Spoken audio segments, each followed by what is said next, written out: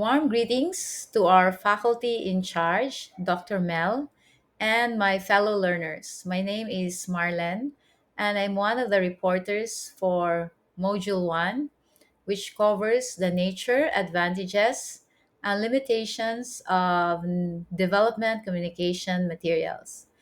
Today, I'll be focusing specifically on the pros and cons of using publications as a platform for communication initiatives that aim to drive change within underprivileged sectors and communities.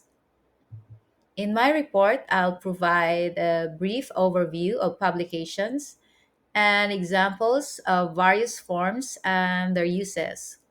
I'll also highlight the unique characteristics of printed materials and what makes them suitable for some but not other educational information campaigns.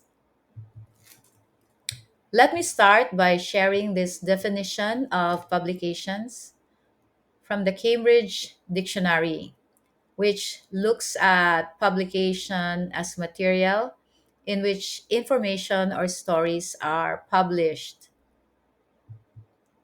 A good way to get a closer look at publications as development communication media would be to look at their classification according to the categories laid out by Bretts, as cited by Cadiz, and in our reference modules on the design and production of print and radio communication materials. All these references put publications under presentation media when classified according to the nature of their use. This means that the message is more structured and the aim is to reach a larger group of people.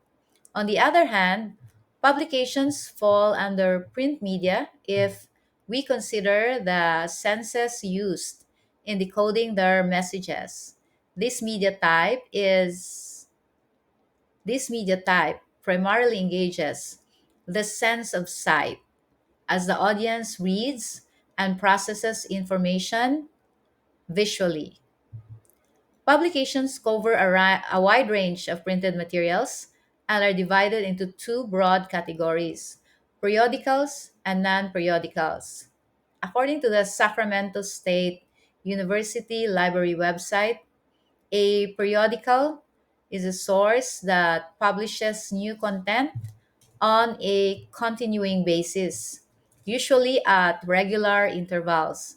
These materials are updated frequently, making them ideal for sharing current information, news, and ongoing research. Examples are newspapers, magazines, newsletters, and journals.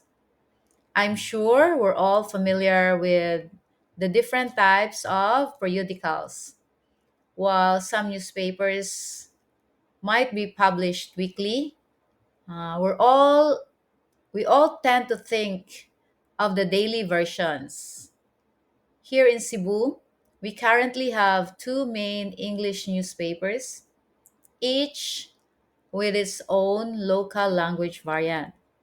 Sansar Cebu and its Cebuano counterpart, Sansar Superbalita, as well as the Freeman, which also publishes the tabloid Banat News.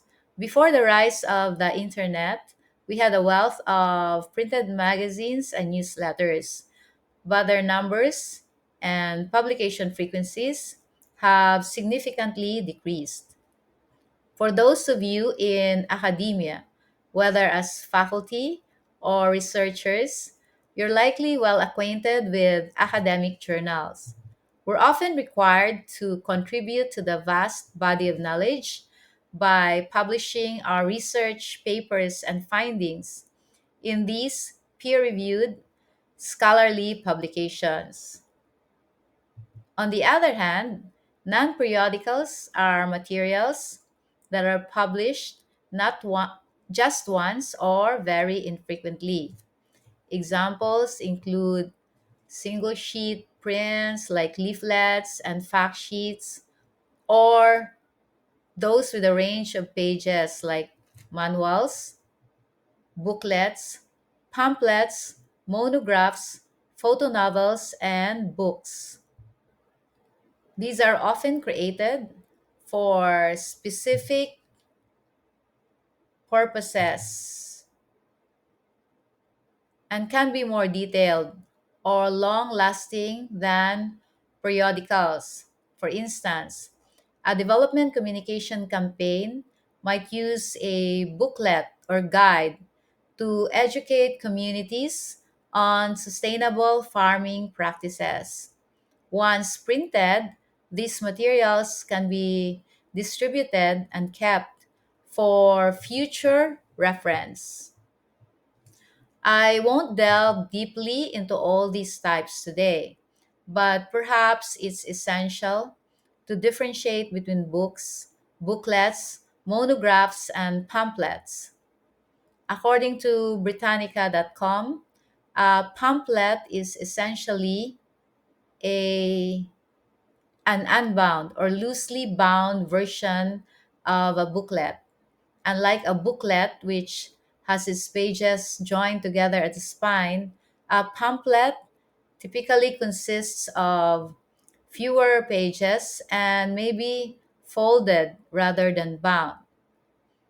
Meanwhile, the Princeton University website describes a monograph as a scholarly book authored by a single writer and published as one volume.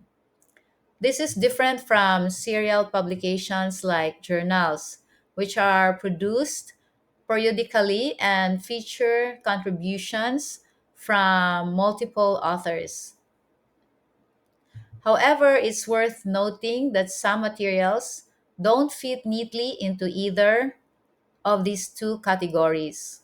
For example, a government agency might release a report sporadically or only when needed, making it hard to classify as either periodical or non periodical. Understanding these classifications helps us appreciate the strengths of publication, especially in development communication work. Moving on to the heart of my report, I would like to tackle first the advantages of publications in educational communication initiatives. It can't be denied that printed materials have a unique advantage. You can read and study them at your own pace without feeling the need to rush through the content. For example, a book or a journal can be set aside and picked up again when you find time to really focus. Another benefit is that printed materials can be kept for future use. Think of a manual or pamphlet that you've saved for reference later on. You can also share them with others in what is known as pass on readership. A single newspaper, for example, would have more than one reader in a family of five. A usual practice of newspapers would be to include these perceived readers in their circulation numbers. There's also a certain level of trust people have in the printed page, whether it's a newspaper, magazine, or academic journal. Readers tend to view printed information as more credible.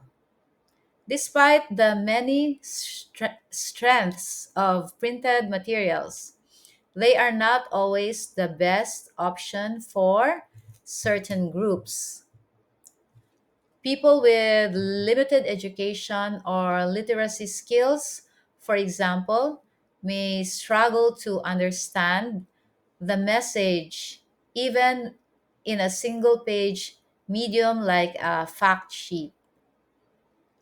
For instance, a written guide or manual might not be very helpful to a farming community with members who can barely read or write. Another challenge posed by print materials is that they are often created for a broad audience, and the information in them may not always fit local condition. A farming brochure designed for an audience in Luzon, for example, might not address the specific needs or challenges of farmers in another region like Davao. Perhaps one of the biggest limitations of print media is that it's highly impersonal. Unlike digital platforms, there's little opportunity for interaction or feedback. When you read a book or a pamphlet, you can't ask the author questions or clarify information easily.